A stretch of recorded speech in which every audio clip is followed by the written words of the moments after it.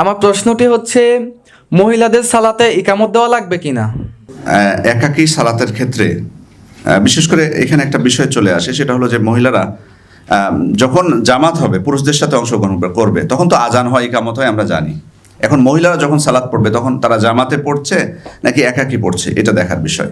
যদি জামাতে পড়ে অথবা একাকী পড়ে, যেটাই হোক না কেন, বিশেষ করে জামাতে পড়লে আয়েশা রাদিয়াল্লাহু আনহা থেকে সাব্যস্ত হয়েছে তিনি আজান দিতে বলেছেন এবং ইকামতও দিয়েছেন। তবে এটা শর্ত সাপেক্ষে, যাতে কোনোভাবেই তাদের কণ্ঠস্বরটা বাইরে না যায়, অর্থাৎ পুরুষরা না শুনতে পায়। বিপরীতে অবশ্য অনেক ওলামা ইকরাম বলে দিয়েছেন, যেমন শেখ বিন বাজ রাহমাতুল্লাহ আলাইহি, উনি বলেছেন যে না, কোনো প্রয়োজন নাই, আজান ইকামতের পথই বন্ধ করে দিয়েছেন। তবে একাকী সালাতের ক্ষেত্রে বিশেষভাবে বলি, বা জামাতের ক্ষেত্রে যেটাই হোক না কেন, আজান এবং ইকামতটা এটা সুন্নাহ, মুস্তাহাব, উত্তম আমল। কারণ আল্লাহ তাআলা ওই রাখাল যিনি পাহাড়ের চূড়ায়, উনি ছাগল চড়ান, কিন্তু পাহাড়ের চূড়ায় উঠে ওখানে আজান দিয়েছেন, একামত দিয়েছেন, সালাত আদায় করেছেন, আল্লাহ তাআলা তার প্রশংসা করেছেন এবং বলেছেন গফারতু লি আবদি ওয়া আদখালতুহুল জান্নাহ, আমি আমার বান্দাকে ক্ষমা করে দিলাম এবং তাকে জান্নাতে প্রবেশ করালাম। তাহলে এই হাদিস থেকে বোঝা যাচ্ছে আজান দেওয়াটা এবং একামত দেওয়াটা এটা মুস্তাহাব আমল, উত্তম আমল।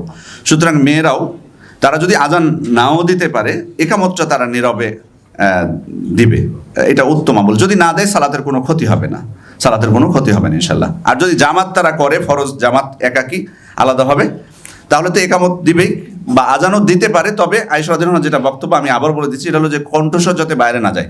এই জন্য ওলামা ইকরাম বলছেন যে আজান কেন দিবে, আজানের মূল উদ্দেশ্যই তো হলো এলান, বাইরে প্রচার করা, তাহলে তো মেয়েদের আর প্রয়োজন নাই। ওই জন্য আমি বলি যে আজানটা প্রয়োজন নাই মেয়েদের একেবারে টোটালি, একামতটা তারা একাকী হোক বা জামাতে হোক, তারা আস্তে করে দিতে পারে, কোনো অসুবিধা নেই ইনশাল্লাহ। আসসালামু আলাইকুম ওয়া রাহমাতুল্লাহ।